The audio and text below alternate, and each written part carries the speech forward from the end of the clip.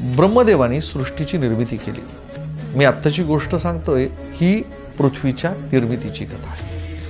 या पृथ्वीला स्थिरता येण्याआधीच या पृथ्वीवर किंवा या विश्वामध्ये अधर्म माजायला लागला. अधर्म म्हणजे आपली शेवटाकडे जाणारी गोष्ट. हिरण्याक्ष राक्षसाने ही पृथ्वी स्थिर होण्याच्या आधीच हिला पाताळात बुडवलं आणि जेव्हा पृथ्वीचा समतोल किंवा या सृष्टीचा समतोल बिघडला म्हणजे काय झालं, अधर्म वाढला.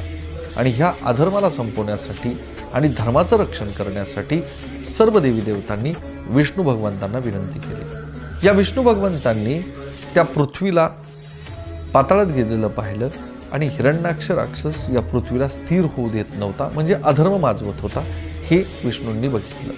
आणि अशा वेळेस विष्णूंना साधा अवतार घेणं शक्य नव्हतं. आणि अशा याच्यात विष्णूंनी जो अवतार घेतला तो भगवान विष्णूच्या 10 अवतारापैकी सर्वात बलाढ्य आणि एक पशुरूपी अवतार, तो म्हणजे वराह अवतार.